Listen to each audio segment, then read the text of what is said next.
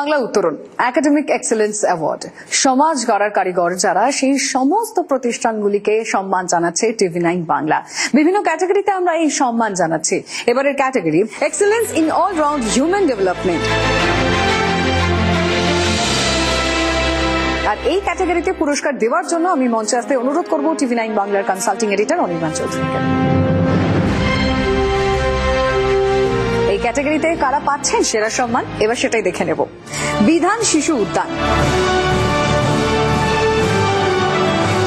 পুরস্কার নিতে আমি এই মুহূর্তে মঞ্চে ডেকে নিচ্ছি গৌতম তালুকদার, সেক্রেটারি, বিধান শিশু উদ্যান।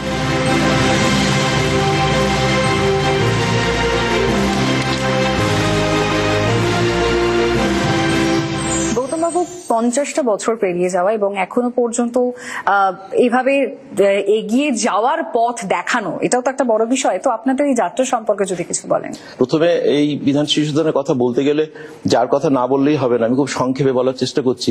অতুল্য ঘোষ, যিনি আমাদের প্রতিষ্ঠাতা।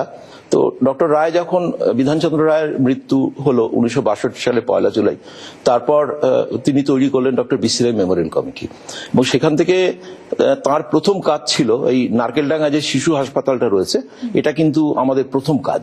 ভবিষ্যৎ পরিকল্পনা আপনাদের? হ্যাঁ, আমাদের ভবিষ্যৎ পরিকল্পনা হচ্ছে আমাদের এখন যে খেলাধুলাগুলো রয়েছে সেগুলো রয়েছে। 11টা ল্যাঙ্গুয়েজ আমাদের শেখানো হয় প্রায় বিনামূল্যে, ওটা দেশি বিদেশি ভাষা। এছাড়া সব ধরনের খেলাধুলা হচ্ছে। ইদানিং আমরা শুরু করেছি স্কেটিং, ক্রিকেট, মানে রোলার স্কেটিং যেটা, সেটা এখন সারা ভারতে ভীষণভাবে এটা পপুলার হচ্ছে এবং আমাদের আন্তর্জাতিক স্তরেও আমাদের ছাত্রছাত্রীরা গেছে। আমরা সারা রাজ্যব্যাপী খুব ভর্তুকি দিয়ে একটা মক টেস্ট করি এবং এবছর খুব আনন্দের কথা যে আমাদের যারা মক টেস্ট দিয়েছে ছাত্রছাত্রীরা, তাদের মধ্যে 10 জন মাধ্যমিকে মেধা তালিকায় স্থান করে নিয়েছে। এবং আরো একবার শুভেচ্ছা, আপনারা এই অ্যাওয়ার্ড পেয়েছেন।